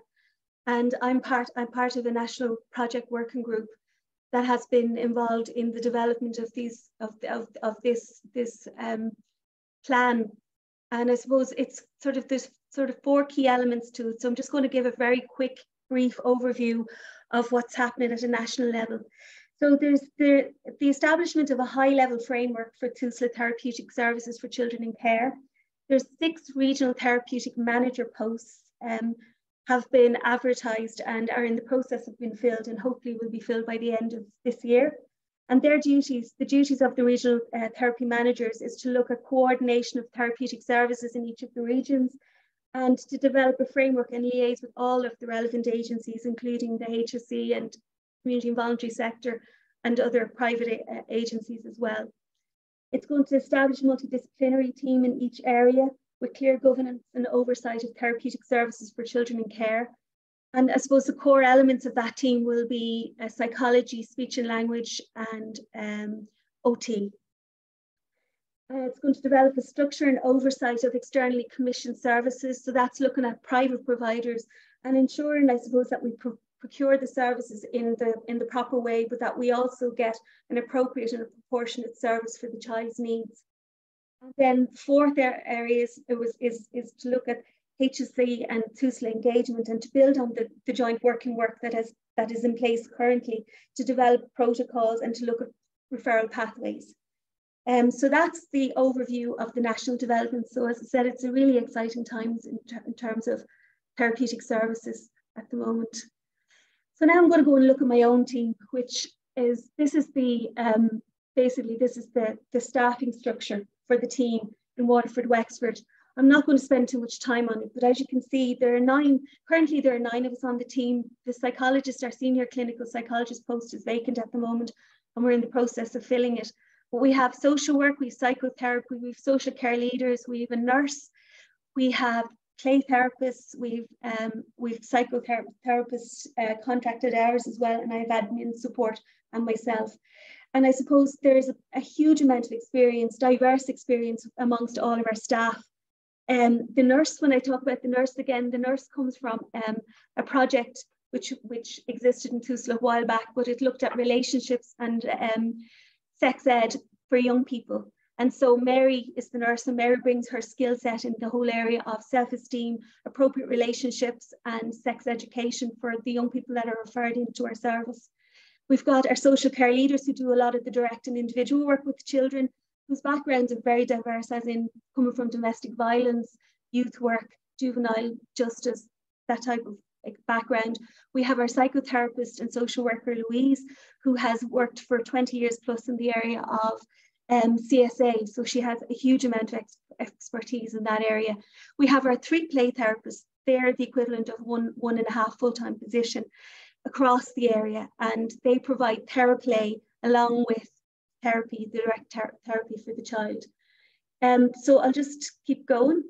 These are our sort of, I suppose, the focus of the service. These are our objectives and our outcomes. So we hope to prevent multiple loss, to create a safe and supportive forum for young people to talk about their experiences, and to have some influence on the decisions that are made for them and about them. To actively encourage opportunities for the voice of the parents and carers to be heard as well. And sometimes that's a space to debrief after critical incidents that may have happened. To build strength and resilience in the child and young person. To decrease the multiple moves within care. To provide stable placements. To build capacity of parents, foster carers, professionals involved in the child's life. And that's like to sort of create a universal understanding of what that experience may have been like for the child. And I suppose it ties into what all our speakers have been saying this morning about having a common understanding, a common language around trauma and around problem alcohol use and substance misuse. And increase the understanding of needs of the vulnerable young people in our community and in care for all stakeholders involved. So we do, it ties in nicely with the last speaker in relation. We do a lot of work with residential services where our children are placed, or children and young people are placed. We do a lot of, if we have a referral for a child who's in a residential service, we would support that service and do some psycho-ed work around how maybe to manage disclosures, to work with the child around regulation. And we've also got a workshop on trauma-informed practice for primary school and secondary school, which we deliver for, if a child is referred into us, we'll go and work with the school and deliver this workshop, which gives this sort of overview of what type of issues may arise for the child and how to work with them. 3 minutes to go, Anne. Okay. There are values, I'm not going to spend time on them, but they're very similar to all of the values that we've spoken about, and also to the values that are behind the Hidden Harm project as well. The main traumas that we see in our service are developmental trauma, and that's just some stuff there on it, and I'll move on. Relational, interpersonal, and attachment trauma. And they are the main types of trauma we see in the children that are referred into us. I have a case study, which I think will speak. I've also put a piece in there around attachment, as I mentioned. So I just would like to move on to the case study. This is Mia, and Mia is 3 years of age. And Mia was reported by neighbours as she was out late at night in her back garden, wandering around in her nappy, and she had a cut on her forehead. Mum was inside with a friend drinking, and also there had been an incident in the house earlier in the evening where Dad had ran away and 2 men had been in the house and had assaulted Mum. And we think it may have been related to drug issues. So these are the bubbles around Mia are the sort of steps we've taken to support Mia over a 2.5 year period of time in care, and to support Mam on a road to reunification with Mia. So I suppose we're just going to look at beyond the therapeutic parenting was provided to the foster carers from day one. And that would be the social care leaders going out and supporting them in managing and regulating Mia's behaviour as she was new into care. We were creating an environment of security with the foster carers. It was about regulation, and it was focusing on supporting the foster care to respond to Mia's needs from a trauma and attachment base, looking at PACE, the Dan Hughes model of parenting, which is playfulness, acceptance, curiosity, and empathy. And we also then secured a creche placement, and we would have done a lot of support work with the creche, again around managing Mia's behaviour. And I suppose supporting them to respond in a consistent way, as with the foster care as well. We would have done some work on words and pictures to support Mia to understand why she was in care and why it wasn't safe for her to be with Mam. And I suppose the same words and pictures would have been worked with Mum as well, in terms of ensuring there was a consistency of narrative. Play therapy was organised for me at the same time, again to help her process her world, to help her understand what was going on, and to help her understand why she was where she was at that point in time. And that would have also supported the feedback. There would be feedback from the therapist to foster care and to Mam as well. And we would have we would have provided access support to the team and the wider family in terms of engaging with Mia, especially in the initial period of time her mum came back into Mia's life. So that's an overview of the work that we would do with Mia. There was a lot of staff involved. There was our own staff, the link workers, social worker, the access team, the GAL, Bernarda staff were working with MAM. And there was query about doing a parenting capacity assessment. But we didn't need this, as over a period of 2.5 years, Mum did a lot of work on herself and engaged with all of the appropriate services and met the sort of milestones, if you like, or the sort of the stages that the social workers needed her to meet along the way. And we're now on the road to reunification, very, very close. So it's a happy ending in Mia's case. Messages for best practice. So again, I'm not going to go through all of them, but I think what's really important is to have a clear understanding and a universal understanding of the terminology we use, and even from a trauma perspective, that we understand collectively what we mean by trauma responsive and trauma informed practice. It's about a partnership approach. It's about clarity of boundaries. The timescales for intervention for us is very important because there's a number of things that need to be in place. There needs to be a constant caregiver, a consistent narrative, and wraparound support for the child, all saying the same thing. And I suppose the added value from a therapeutic team is that in that sort of informal interaction that happens amongst the therapists when we discuss our cases at team meetings, and formal interaction. And the outcome of that is the added value that we bring to a case. And then the last slide, which is just looking at the key therapeutic messages and the key hidden harm messages. And I think you can see there's an overlap there. And from what everybody else has been saying this morning, it's been very reassuring and encouraging to know that we're all sort of saying the same thing, which is fantastic. Relationships are key, connecting with people and directing people and signposting people, building resilience. Communication is paramount, sharing, collaboration of knowledge and skills. The jigsaw of support. No one service has all the answers. It is a combination of supports from a variety of agencies, people, community, and individuals. And it's looking behind the behaviour at the emotions and needs, and that's the same for parents and carers and the individuals who are involved in problematic alcohol abuse as well. We need to look behind what's going on. And then the hidden harm messages are there.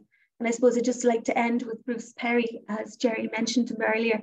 Relationships are the agents of change, and the most powerful therapy is human love. So thanks very much. Great, thank you so much, Anne, and thank you also to Caroline, to both of you for sharing the work that's happening. And as you said, to really keep making these connections for us in the way you're working, the way others are working. There seems to be a common story here, and good to know that we can partner together. So I'm delighted to introduce our final speaker in this part of the event. And I'll just maybe bring you up on stage now. It's Mary McGinn. So Mary, you're the Services Intervention Manager at Assert. So I don't know if people know, but Assert, I've learned, is you're really like a leading organization in providing training about adverse childhood experiences and how to really recognise and give support to children and families.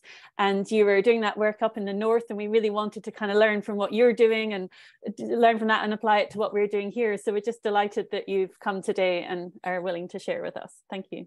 Yeah. Sorry, just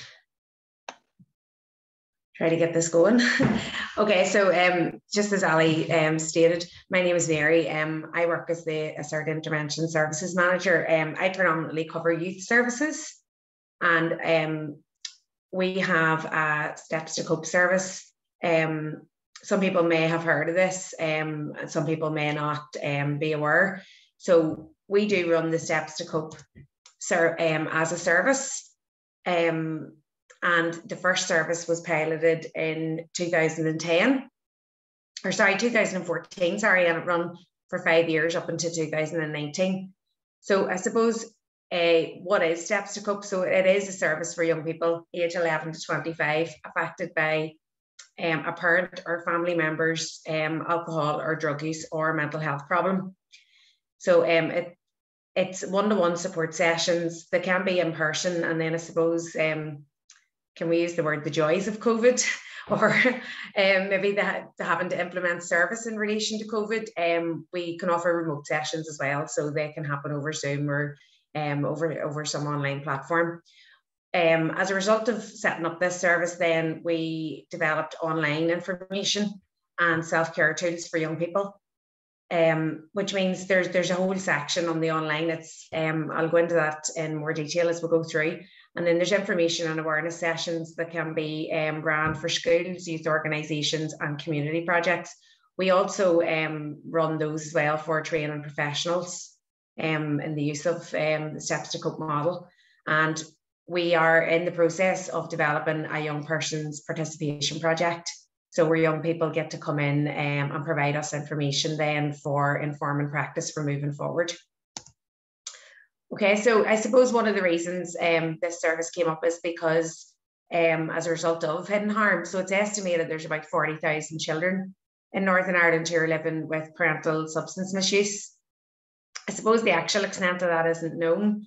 And one thing that we have looked at recently is that number may have risen considerably due to COVID, and the fact that within families there may have been other coping mechanisms in relation to drugs or alcohol use that was brought into the family home. 40% of children on the Child Protection Register within Northern Ireland are there as a direct result of parental substance misuse. I'm just moving through this as quickly as we can. So some people have already touched on ACEs. So I don't feel I really need to go into that, but I suppose this is one of the things that impacts young people's ability to cope. So the Steps to Cope intervention model then that we have, the Steps to Cope intervention is a model. We're currently running it as a project. However, it's set up as a model for any professionals to implement into their practice. So it has been run as a project, as I said, from 2014 to 2019. And then we have received money from the Mental Health Support Fund, the Community Fund for Northern Ireland. And we're currently running that then over a 3-year project at the minute to extend the life of that project. We've introduced a number of services in the Republic of Ireland in 2021. And I suppose that's probably part of the reason why we're here. Talking on a cross-border initiative. There has been a number of professionals trained in the Steps to Cope model. Now, the Steps to Cope model it's an intervention tool that has been developed in partnership with Ed Sipler, Lorna Templeton, and with ASSERT. So that has involved the partnership then with the Southeastern Health and Social Care Trust. I have a few notes down here, sorry, that I'm trying to read off. And now it's got very dark in the room. I'll go on to the next slide here. I'll skip on through these ones because this is a bit of basis of the way it was set up. Okay, so within this, so what is Steps to Cope? I suppose that's the big question here. It is a 5-step model. The first one focuses on what is living with this like, and what is it like for me. So this is the opportunity in step 1 where we give the young person the opportunity to tell their story. Within step 2 then it's information learning. So learn more about the parental alcohol misuse, look at ways for discussing this, empowering the young people and the young person. And again, when you take in step 3 on how do I cope, it's not about telling them what to do, it's about making them building resilience and building coping skills. So what support methods can I use? So we look at what the young person can do to better deal with the impact of the parental substance misuse. And then step 5 is where can I get further support? So it's looking at what support systems can the young person build around themselves. So it's a really practical tool that goes from step 1, telling the story, to building resilience, to develop coping skills, looking at support, and then identifying support structures for the young person in the future. Okay, so some of the outcomes then from the previous project that was run. We have the READ Resilience Scale. That is our scale for completing assessment and then looking at successful outcomes. So 74% of the young people that were engaged, sorry, there was just over 100 young people involved in this service, and 74% of those young people said that they had increased resilience across all 5 domains within the Reid Resilience Scale. 2/3 were female, 1/3 male. Parental substance misuse accounted for 25%, and roughly 1/4 of those also had mental health problems. And I think one of the things here is that for most of the young people that we had coming on board, the average age was 14, and the average lifespan of living with these issues was between 7.5 and 9.5 years. So what we seen was young people were living with these issues a long, long time. So these are some of the quotes that young people have shared with us as they went through the service. So for step 1, we would call this the storytelling stage, and quite a lot of young people then have said, I get to get things off my chest. So it was a male at 13 said, get things off my chest. And one of the things we have found as well, even though they're involved in quite a number of services before possibly they even arrive at our service, they've never told their story.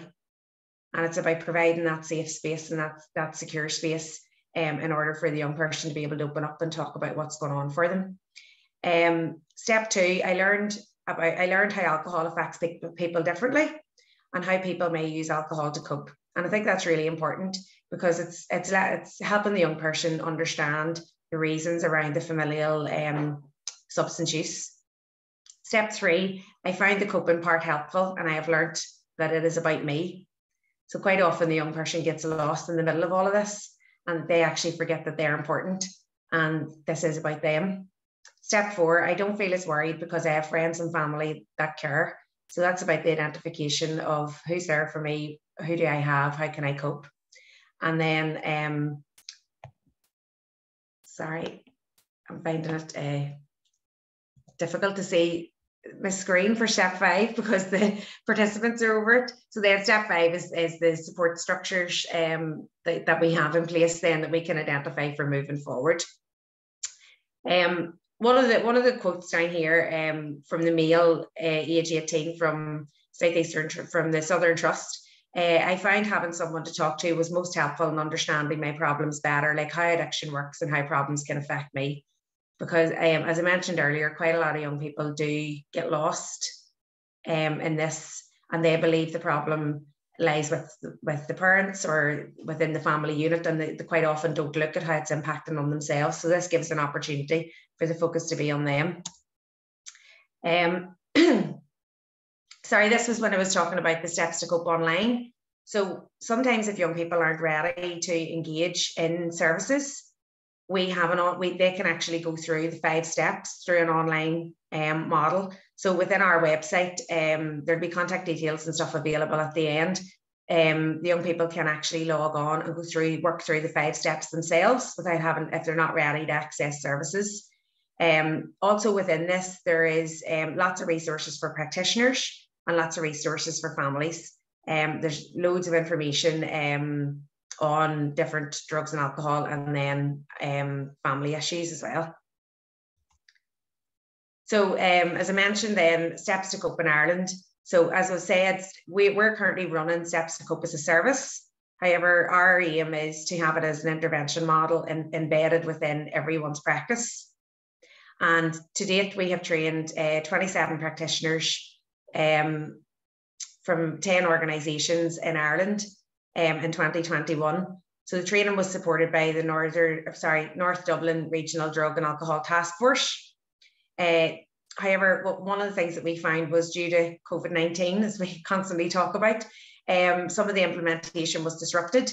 So some of the practitioners that we have trained haven't had the opportunity yet to deliver this service. We are going to offer further training September 2022. I think that's actually taking place next month. Some services have been using the intervention sporadically, and our hope is that we now start to see information come back. There's a group programme that's about to start in Blanchardstown, and there's 15 more trainees have been identified for January and February to be trained from Ireland as well. Okay, so sorry, I know that was a bit of a fly through. I was really conscious of the time. I suppose one of the things that I want to mention is that the 5-step model is developed in partnership with AFINet, which is the Addiction in the Family international network. Now it's used throughout the UK, Northern Ireland, and worldwide. So one of the things is when you do take part in the practitioner training, there is then an expectation upon you to sign up to the undertaking that you would share your statistics from the work that you've done, so that we can feed it into the research for further developing services. So even though the training and all is there, but then there's an expectation on the practitioner to feed back through AFINet, through a cert, and provide feedback on the service or on the intervention. Sorry, that was a bit of a fly through. I came last and I'm trying to Mary, trying to get through on time. That was fantastic. Thank you so much. And you really attended to time when we went over, because there was many speakers before you. But it's quite clear what an amazing program this is and how much it's helping young people. And I'm just delighted to hear that it sounds like it is expanding into down south, and we're very lucky to have that. So just thank you for sharing it with us. It was absolutely amazing to hear about that. Thank you. Great. So that was our last speaker of this section of the webinar. So I'm now going to hand back to Sheila to take us into the next part. Just to echo actually with Ali, thank you so much to all of our speakers there. There's a real big broad range of different areas that were coming up, and interesting just to hear at the very end, Mary, that you're talking about actually wanting to keep up the research, to inform how the service actually will develop, or how the program can develop. So we began with research, we've gone through some ideas, some different things that could be done, and actually leading back to that sort of a very nice loop on that. What I'd like to do at this point is to introduce the chair for our next session, which is our panel discussion. Dr. Niall Muldoon is the Ombudsman for Children, and as many people will know here in our audience, Niall is just a wonderful advocate for the rights of children, and has spoken often, and many things that really stand up. You're a powerful advocate there, and you have often spoken about the impact that alcohol can have on children, and really seeing it as a human rights issue that's there. So Niall, I'd like to hand over to you at this point. We have a number of questions that have been coming up as well, but I know you yourself, I think, have possibly had your own questions and your own thoughts on what we've been hearing to date. Thanks very much, Sheila, and thanks for the kind introduction. Yeah, I mean, I'm delighted to be here, and I just wish we had a longer period of time to ask some questions, because each one of the speakers have been fantastic.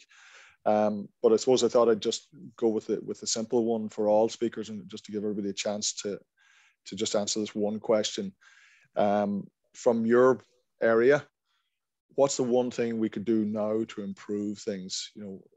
If the money is available, what would be the one thing we would look to? I'm going to start with Owen.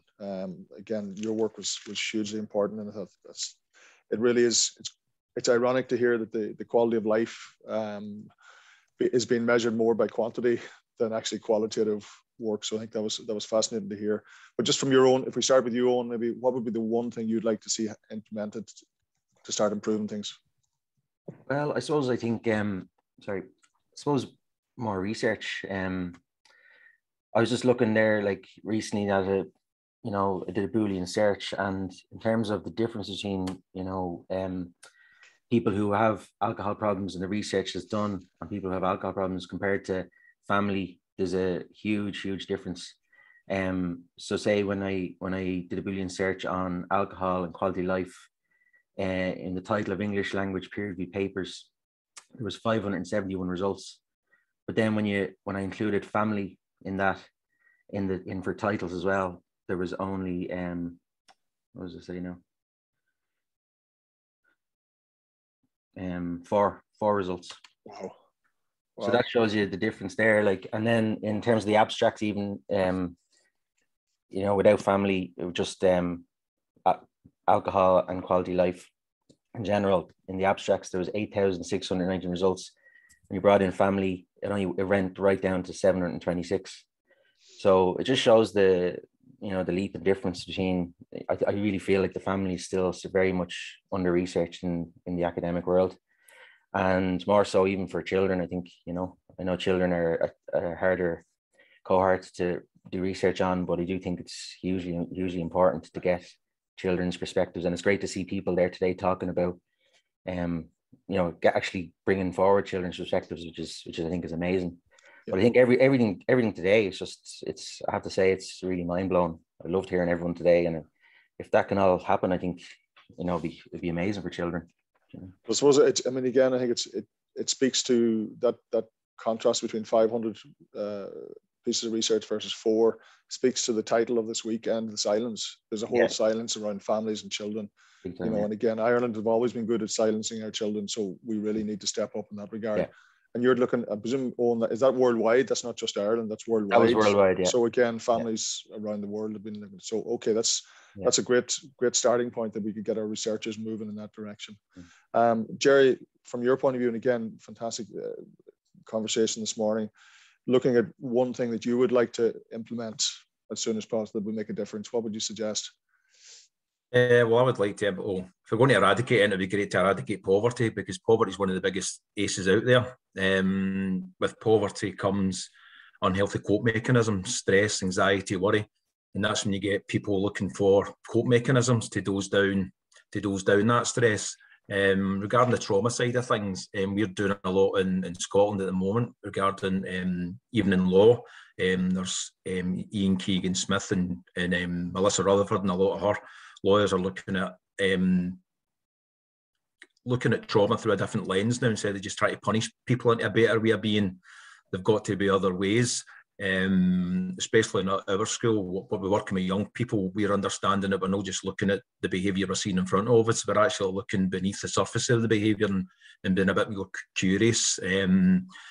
Particularly when I'm working with young people through one-to-ones or through group work, or I do quite a lot of one-to-ones. It's about asking 2 questions, and always ask these 2 questions. It's from a trauma-informed responsive lens to say, what is the young person's developmental history, and where are they now? Where are they developmentally? Because what happens is a lot of people are unaware in schools and education and other places, and especially when people committing crimes and things, that especially in school, we might see a young person who's chronologically 14-year-old, but they've got the developmental infrastructure, cognitive skills, social and emotional skills of a 4-year-old. Just because of the way their brains been developed through adversity. So a lot more poverty a lot of work in poverty would help people be more trauma informed, people also understanding more about the biological content of developmental trauma. That's excellent. And again, we often look from my point of view, I look across to Scotland and see them about to incorporate the UN Convention on the Rights of the Child, which is going to really lead to, we hope, much more focus on the children, you know, and even the concept of the promise that's there, the more child-focused government thinking. But you also need to focus on the parents as well, because we really need to reform the environments where these young people are brought up, and it's to give them the parents the tools, techniques, and I'm trying to put a programme through at the moment, and it's going to be called Parenting with Keeping the Brain and Body in Mind. So that's going to be looking at how we can support parents to manage their own stress, to learn them co-regulation, to learn them a bit about the brain, the infrastructure of the brain, and how to work better with their young people. Okay, thank you very much. And again, we have to keep an eye on poverty so much, given the current circumstances of the cost of living. It's going to be more families moving in that direction, unfortunately. Thanks, Jerry. Katrina, your own work, and again, you've obviously, you've answered this question from last year. What would we do immediately? We'd set up a new website with resources on it. So what else would you like to move from this year? So not allowing to rest in the laurels. Yeah, well, I feel that's just a tiny piece of the wider, much bigger puzzle. So Owen mentioned research. I think you gave me one thing, did you, Niall? So research, yeah, we definitely need more research. Please fund our research in this area. Poverty, discrimination, all of those things, I absolutely think we need much more systemic. So rather than looking individually at families and individual children, we need to look at the more systemic issues. But if you're asking me one thing, I think some of I might make a case for, because I'm talking about education here, I might make a case for the hearts and minds and reaching the hearts and minds of education professionals. And I think sometimes education teachers, sometimes hugely stressed at the moment, and we need to, you know, I think we've concern around burnout, compassion fatigue, teacher stress. We know just how much demands are on the system, so we need to create more supports, I think, for navigating this area. So CPD in the area, but also I think one thing that could be really, really helpful would be professional supervision. And this is certainly in the Scottish context. Bernardo's in Scotland have argued for this within the teacher profession. I was speaking to one HSCL, so a homeschool liaison coordinator. So coming from education, she's in a meeting with social workers, with maybe the counsellors and so on. She's in a meeting. Everybody else in that meeting is leaving the meeting after hearing what they're hearing about the vulnerabilities and what a young person is dealing with. They're going off to avail of professional supervision, which is an integral part of their job. And this homeschool liaison coordinator has no one except, you know, a really strong and network of people within, you know, other coordinators. But so we need to be thinking about that. We need to think how we can resource our educational communities to engage in this kind of work. So I think that would be one thing that would require resourcing, and it requires kind of some rethinking about that. But I think so much of this is hearts and minds, as well as the actual funding and resources that needs to go into it. Okay, that's a great, a very, very, very vital point, because I do think, and again, I noted from Jerry's one, that the concept of moving from a behaviour policy to a nurturing positive relationships policy, that has to include the whole school community, that has to include the teachers, the parents, that nurturing positive relationships and supporting them as they go through. So yeah, that's a brilliant improvement if we can bring it forward, the professional supervision. Carolyn and Anne, you can decide between yourselves or answer a little piece yourselves. Again, great examples of crossing the silos, thank God. One of the things I've often been critical of agencies, but you guys are showing a real life example. So what would you like to improve? I know Anne will have something to say, but I suppose really we want early intervention and prevention from pregnancy right up. And it is about practitioners, people in the community being educated. It needs a public awareness piece, really. And really that's a culture change for Ireland, to have a really clear public awareness piece, okay? And to get to I suppose, highlight that we can make a difference if we can work together as early as possible.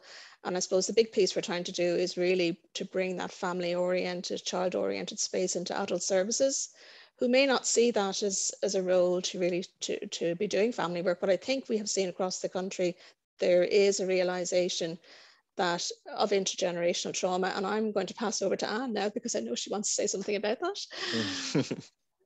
Just invite you to unmute. You're on.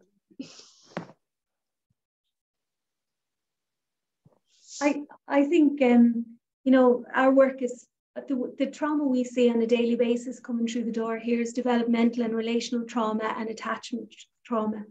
And the only thing that'll fix that is relationships and understanding and insight, and having an insight into what it requires to sort of undo the damage. And we're looking at support networks. We're looking at key people, one good adult in children's lives. We're looking at communication and interagency working. And I think going back to what Katrina said, and I think Owen said it as well, we're looking at education, psychoeducation on a number of different levels. We're looking at, to the general public, creating a universal understanding of, I suppose, the impact of alcohol and substance misuse and the trauma that can manifest itself in children as a result of that. But we're looking at education, building in this trauma-informed piece into all professional development. And then I think, as Katrina said, clinical supervision or trauma-informed supervision that can create a space to undo that vicarious trauma that professionals experience, but also can highlight the vicarious resilience that can come up in working in this work as well. So that's okay. I suppose that's my bit. Okay, we should be all right for that by the 1st of January, you wouldn't think? Yeah, okay. Thank you very much. That's very clear. That's very, Santa Claus needs to come to all of us, I hope. But that's spot on. That's so hugely important to bring all of that stuff together. And Mary, giving you a chance, I know you had to fly through your piece, but I'm sure you have a space that says, okay, I'd love this to happen. What would it be? Yeah, do you know what? I suppose just leading on from what we were talking about, having the steps to cope model, having it embedded in everyone's practice, having people follow a 5-step model that can be used with family, children, can be used with the parents. And I suppose one of the other big things here, especially up in Northern Ireland, is we had a hidden harm action plan in 2010. It was updated in 2017, and it's just fallen off the political agenda right now. So I suppose if we could, we would love that back at the top of the political agenda. So revitalisation. Revitalisation and the implementation of steps to cope within schools for all professionals and for everybody that is interacting and providing support for young people. Great. And on the positive side, it sounds like you're ready to rock here in the south. We're ready to rock. That's starting, that it will be happening soon. Or we're ready to rock. We're brilliant. currently in schools offering programs, offering education, offering awareness. We're there. We're doing it. It would just be on a much bigger scale. Would be nicer. Brilliant. Okay. I'm aware that there's a huge number of questions that came in and coming from different areas. I'm just going to name them. I'm not going to ask you the questions because I'm under threat of death to be finished by 1 o'clock, and I've got a couple of minutes to give to Sheila. Some of the ideas that came in, the questions were looking at good practice between child and adult social work around mental health. People were asking about the threshold for child protection around alcohol abuse, and that sort of concept that, you know, sometimes we're a little bit perhaps too soft on it's not only alcohol. People also asked Jerry around CPD training. There's lots of inquiry about your own work and whether there's training available. And people have asked about trauma-informed approach within universities. So you can see the diversity of the questions that are coming in, and the training for social workers is also mentioned around addictions. I'm only going to leave them out there because I know Sheila wants to say a few words, but again, this has been short and sweet. But from my point of view, I've learned an enormous amount from each of you this morning. And I really want to thank you on behalf of myself for the work you put in. And I look forward to hearing how the rest of your works go in the future. Sheila, I'm going to hand back to you if that's okay. Thanks, sorry it was so short. Not at all. I'll tell you, probably the thing that I'll learned is that I'll give more time for questions when we're doing it again. But there's an enormously rich, presentations from people, throughout the thing. Could I just add one thing that I would maybe suggest is one thing I would love to see being implemented as a program called Operation Encompass, which is the data sharing thing where if the Gardaí were to attend a family home because of domestic violence issue, that the following day, before school starts, the school is actually informed that this has happened, so that the child, when they actually come into school, can be met with a bit of kindness, a bit of support. And we were talking earlier about that early intervention, and it can make all the difference just to have a bit of support at the time when it's most needed. Somebody isn't hounding you for your homework when maybe you've been up all night and been an awful thing there. So it's just one particular thing that I would add to that. Overall, can I just say thank you so much to all our contributors. I mean, you have shared an awful lot, from whether we're talking about education or whether we're talking the social care kind of side of things, or whether we're talking the higher education, or whether we're talking research. There's an awful lot, within that. A comment that came up that has come up throughout the week, I'll have to say, is for the need for connectedness. I felt very connected myself. Actually, I could feel the connections between the panelists and the different themes that would come in. But I know that there is healing to be found in connection. And I would really, really hope that, firstly, ourselves here who are participating, our attendees who have been given very generously themselves with their ideas as well, can feel that connection, and that can, go some way to making a difference. Throughout the week, we had a number of different events. We have been making recordings of those. We'll be circulating that to everybody who's been registered, and you'll see it on our social media feeds. And even through that alone, we would hope that helps to keep raising this issue. It's tremendously hidden. It's funny when we talk about alcohol, sometimes, you know, we focus on maybe an individual person who's drinking, or we focus on the good times that are kind of out there and the marketing, you know, around this. But the thing that we find very hard to focus on is the pain that's actually caused to children. I hope we've made something of a difference this particular week. We were actually only able to do all of the activities that we ran this week because we had very generous funding from the mental health grant scheme for community and voluntary groups. And I really, really want to thank the department, you know, for that help. I definitely want to thank all of our team, Ali, who's just done a wonderful job of holding us all together there, Jennifer and Hannah, who just keep the show on the road. Hannah's only joined us last week and she's just already making a wonderful contribution. And Jennifer, particularly through her own creative kind of mind and just pulling things together, especially on our toolkit, which you'll have seen referenced there in the chat box. Silent Voices, this particular initiative of Alcohol Action Ireland, came about through 3 individuals who are actually with us here today. Their co-founders, Barbara Whelan, Marion Rackard, who's been contributing a lot there, and Carol Fawcett, all came with lived experience and said that they wanted to raise their own individual voices about that. And we've been hoping that by taking their experiences, by doing things like sharing other people's stories, by sharing research in this area, by sharing good practice, that we can end the silence on this very painful issue.